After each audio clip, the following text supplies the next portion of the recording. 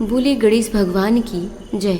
वार के अनुसार जो प्रदोष व्रत करते हैं उसी के अनुरूप उसका फल प्राप्त होता है।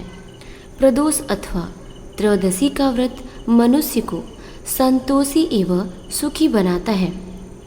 बुध त्रयोदशी प्रदोष व्रत करने से सर्व कामनाएं पूर्ण होती हैं। इस व्रत में हरी वस्तुओं का प्रयोग करना चाहिए। बुध प्रदोष व्रत की कथा के अनुसार एक पुरुष का नया विवाह हुआ। विवाह के 2 दिनों बाद उसकी पत्नी मायके चली गई। कुछ दिनों के बाद वह पुरुष पत्नी को लेने उसके यहाँ गया। बुधवार को जब वह पत्नी के साथ लौटने लगा तो ससुराल पक्ष ने उसे रोकने का प्रयत्न किया कि विदाई के लिए बुधवार शुभ नहीं होता है, लेकिन वह नहीं माना और पत्नी के साथ बैलगाड़ी में चल पड़ा। विवश होकर सास ससुर ने अपने जमाई और पुत्री को भारी मन से विदा किया। नगर के बाहर पहुंचने पर पत्नी को प्यास लगी। पुरुष लोटा लेकर पानी की तलाश में चल पड़ा। पत्नी एक पेड़ के नीचे बैठ गई। थोड़ी देर बाद पुरुष पानी लेकर वापस लौटा।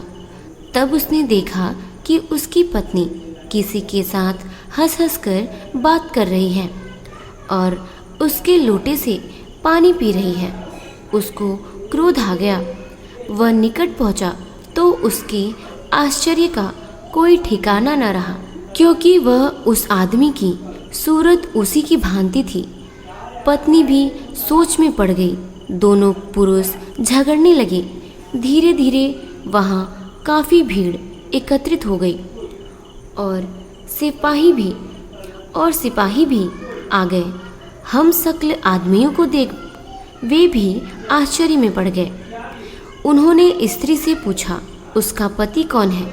वह कृकृत विपुण हो गई। वह भी आश्चर्य में पड़ गई।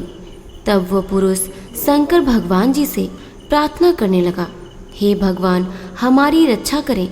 मुझसे बड़ी भूल हुई है कि मैंने सास ससुर की बात नहीं मानी और बुधवार को पत्नी को विदा करा लिया। मैं भविष्य में ऐसा कदापि नहीं करूँगा। जैसे ही उसकी प्रार्थना पूरी हुई, दूसरा पुरुष अंतर्ध्यान हो गया।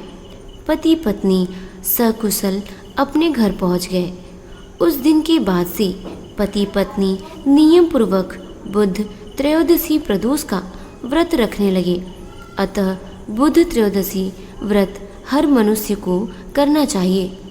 बोले शंकर भगवान की जय।